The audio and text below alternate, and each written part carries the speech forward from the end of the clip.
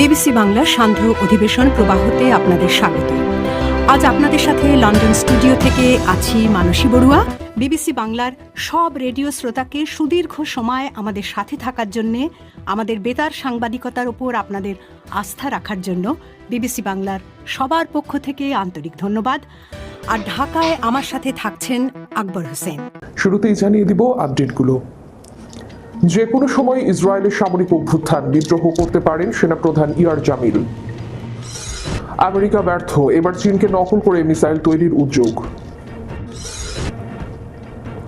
উল্টে যাচ্ছে দাবার গুটি, মিত্র হারিয়ে কোণঠাসা নেতানিয়াহু। ফিলিস্তিনিদের জন্য 100 মিলিয়ন অর্থ দিচ্ছে মালয়েশিয়া, যা বললেন প্রধানমন্ত্রী আনোয়ার ইব্রাহিম।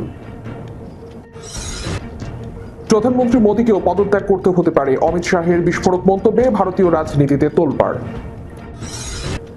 নিউ ইয়র্কে বাংলাদেশ কনসুলেটে হামলা ও ভাঙচুর চালিয়েছে কার্যক্রম নিষিদ্ধ আওয়ামী লীগের নেতাকর্মীরা। যুক্তরাষ্ট্র পদক্ষেপ নেবে বলে আশাবাদী রাষ্ট্রদূত মুশফিক। ইরানের প্রেসিডেন্ট পেজেশকিয়ানকে ফোন করে আলাস্কা বৈঠকের ফলাফল জানালেন পুতিন। শুনছিলেন শিরোনাম, এবারে বিস্তারিত। যে কোনো সময় ইসরায়েলের সামরিক অভ্যুত্থান, বিদ্রোহ করতে পারেন সেনাপ্রধান ইয়ার জামিল। গাজা পুরোপুরি দখলের ঘোষণা দিয়ে বিপাকে পড়েছেন ইসরায়েলের প্রধানমন্ত্রী বেনিয়ামিন নেতানিয়াহু। এই ঘোষণাকে ঘিরে দেশ জুড়ে ছড়িয়ে পড়েছে বিক্ষোভ, রাস্তায় নেমে এসেছে লাখো মানুষ। শুধু অভ্যন্তরীণ অস্থিরতাই নয়, আন্তর্জাতিক পরিসরেও সংকটে পড়েছে ইসরায়েল। একে একে মিত্র দেশগুলো ফিলিস্তিনকে স্বাধীন রাষ্ট্র হিসেবে স্বীকৃতি দিচ্ছে। এমন পরিস্থিতিতে জানা গেছে নেতানিয়াহুর গাজা দখল পরিকল্পনায় সন্তুষ্ট নন সেনাপ্রধান ইয়ার জামিল। তিনি উল্টো প্রধানমন্ত্রীকে জিম্মি বিনিময় চুক্তি মেনে নিতে চাপ দিচ্ছেন। সেনাপ্রধান ও সরকার প্রধানের এই দূরত্বকে ঘিরেই বাড়ছে জল্পনা কল্পনা।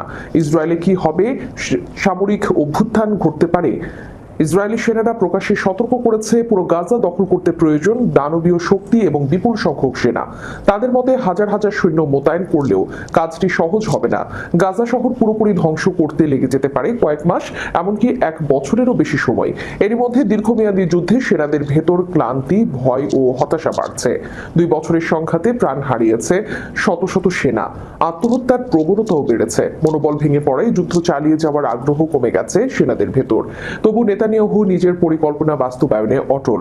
তিনি ইতিমধ্যে 60,000 রিজার্ভ সেনাকে 2রা সেপ্টেম্বর রিপোর্ট করতে বলেছেন।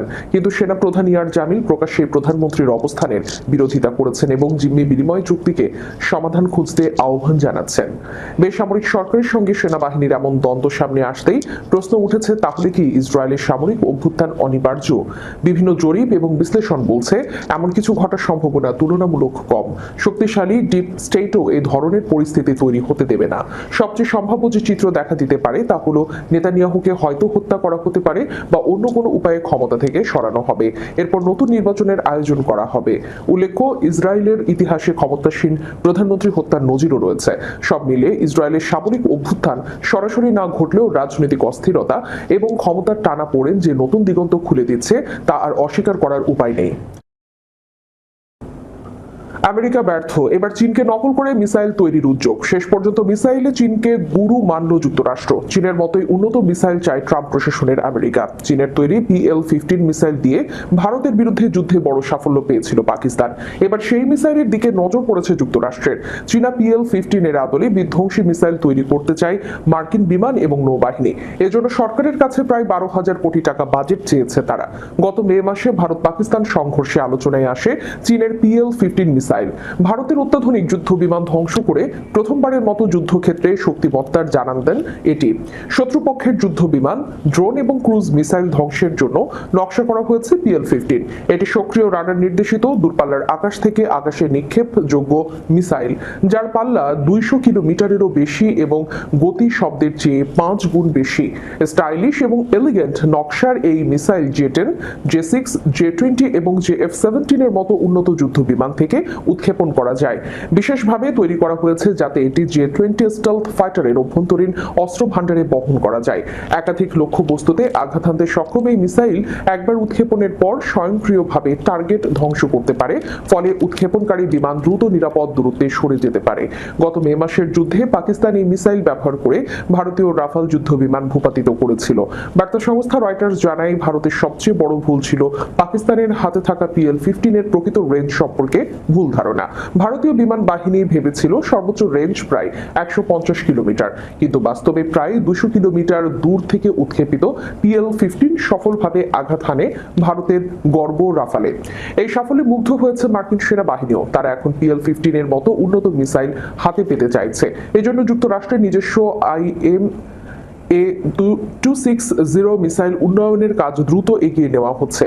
লকহিড মার্টিন কোম্পানি 8 বছর ধরে এই মিসাইল তৈরি নিয়ে কাজ করছে। আশা করা হচ্ছে শিগগিরই এটি হাতে পাবে মার্কিন বাহিনী। IM-260 কার্যকর হলে এটি হবে যুক্তরাষ্ট্রের সবচেয়ে উন্নত আকাশ থেকে আকাশে নিক্ষেপযোগ্য মিসাইল। পাকিস্তান গত মে মাসে চীনের PL-15 ব্যবহার করে দূরপাল্লা থেকে ভারতীয় বিমান ভূপাতিত করে দেখিয়ে দিয়েছিল। অতি দূরপাল্লার এই ধরনের মিসাইল আধুনিক যুদ্ধক্ষেত্রে কতটা গুরুত্বপূর্ণ। উল্টে যাচ্ছে দাবার গুটি, মিত্র হারিয়ে কোণঠাসা নেতানিয়াহু। গাজার যুদ্ধে কিছু সামরিক সফলতা পেলেও দীর্ঘমেয়াদে ইসরায়েল কূটনৈতিকভাবে ক্রমেই এক ঘরে হয়ে পড়েছে।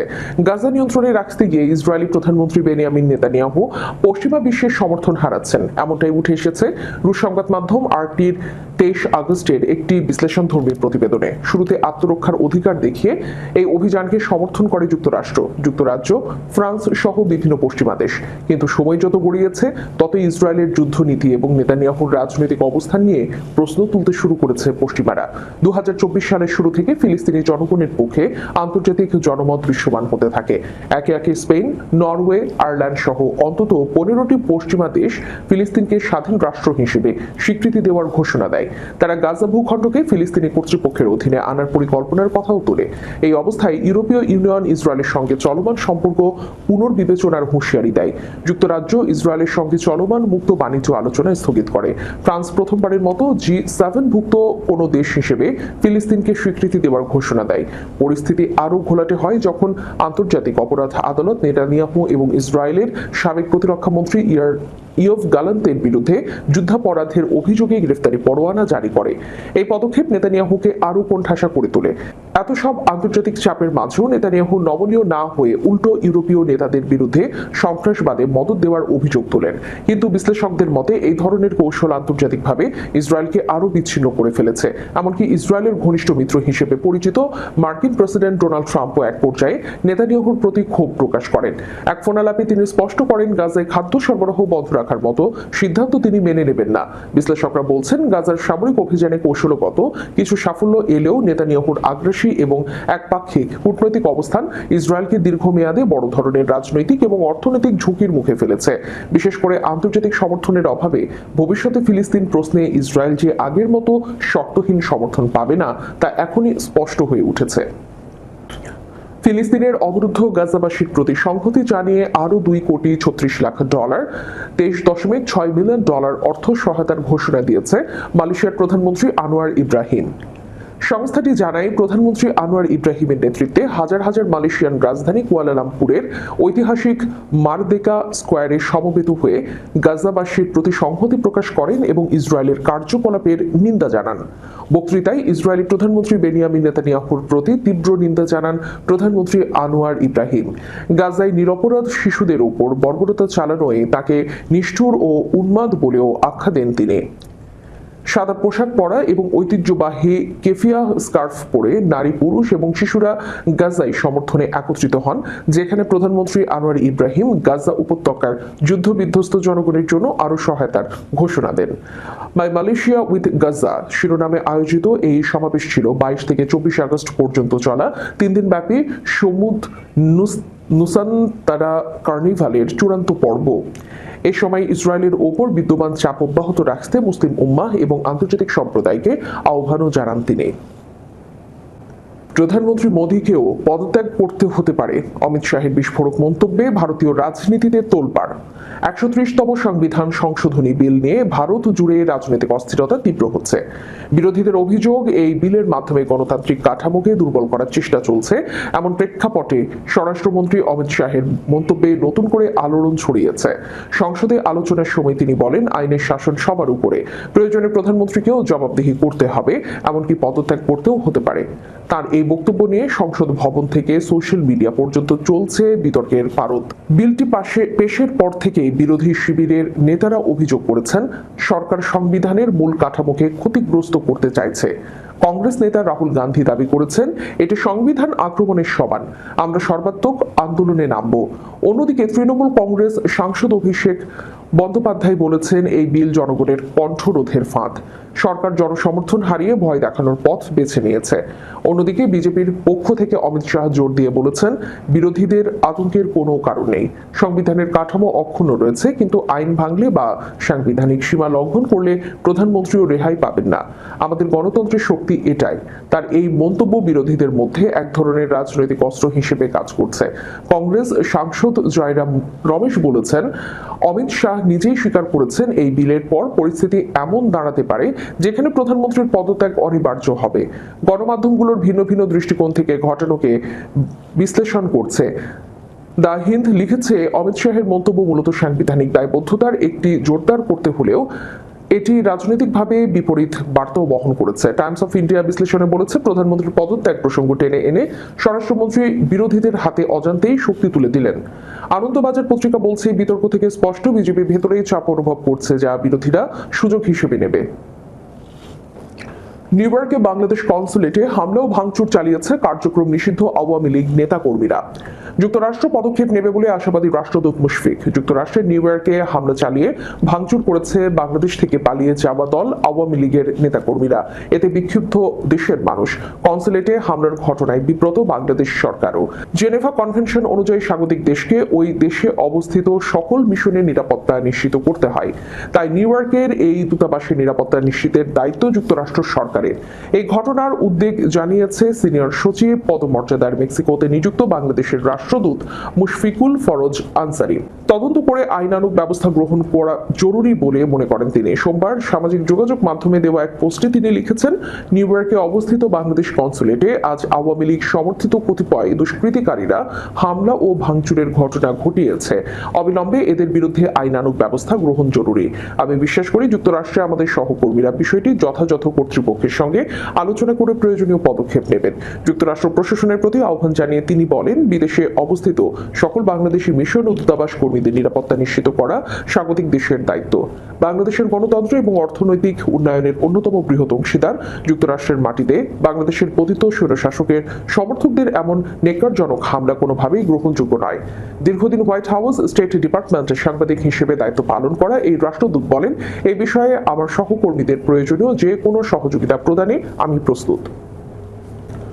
ইরানি প্রেসিডেন্ট মাসুদ পেজেশকিয়ানকে ফোন করে মার্কিন নেতা ডোনাল্ড ট্রাম্পের সঙ্গে আলাস্কা বৈঠকের ফলাফল সম্পর্কে অবহিত করেছেন রাশিয়ার president Vladimir Putin.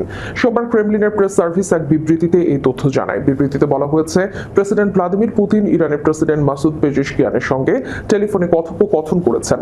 Vladimir Putin আলাস্কার আসকোরেজে রাশিয়া মার্কিন শীর্ষ সম্মেলনের উল্লেখযোগ্য ফলাফল সম্পর্কে তাকে অবহিত করেছেন। বার্তা সংস্থা তাস জানিয়েছে, ফোন আলাপে ইরানের প্রেসিডেন্ট ইউক্রেন সংঘাতের শান্তিপূর্ণ সমাধান খুঁজে বের করার লক্ষ্যে কূটনৈতিক প্রচেষ্টাকে স্বাগত জানায়। পুতিন এবং ট্রাম্প গত 15 আগস্ট আলাস্কায় বৈঠক করেন। আলোচনার পর পুতিন গণমাধ্যমকে বলেন, তারা ইউক্রেন সংঘাত সমাধানের উপর মনোনিবেশ করেছে। মার্কিন নেতা আলোচনা প্রক্রিয়ায় অগ্রগতির দিকে ইঙ্গিত করেন, তবে কিছু উল্লেখ করেন সব বিষয়ে একমত হওয়া যায়নি। শেষ করার পূর্বে সংবাদ শিরোনামগুলো জানিয়ে দেব আরো একবার। যে কোনো সময় ইসরায়েলের সামরিক অভ্যুত্থান, বিদ্রোহ করতে পারেন সেনাপ্রধান ইয়ার জামিল। আমেরিকা ব্যর্থ, এবার চীনকে নকল করে মিসাইল তৈরির উদ্যোগ। উল্টে যাচ্ছে দাবার গুটি, মিত্র হারিয়ে কোণঠাসা নেতানিয়াহু। ফিলিস্তিনিদের জন্য 100 মিলিয়ন অর্থ দিচ্ছে মালয়েশিয়া, যা বললেন প্রধানমন্ত্রী আনোয়ার ইব্রাহিম। প্রধানমন্ত্রী মোদীকেও পদত্যাগ করতে হতে পারে, অমিত শাহের বিস্ফোরক মন্তব্যে ভারতীয় রাজনীতিতে তোলপাড়। নিউ ইয়র্কে বাংলাদেশ কনসুলেটে হামলা ও ভাঙচুর চালিয়েছে কার্যক্রম নিষিদ্ধ আওয়ামী লীগের নেতাকর্মীরা। যুক্তরাষ্ট্র পদক্ষেপ নেবে বলে আশাবাদী রাষ্ট্রদূত মুশফিক। ইরানের প্রেসিডেন্ট পেজেশকিয়ানকে ফোন করে আলাস্কা বৈঠকের ফলাফল জানালেন পুতিন। এতক্ষণ আমাদের সাথে থাকার জন্য ধন্যবাদ। All content on this channel is for educational and informational purposes only. We do not promote violence, misinformation, or any illegal activity.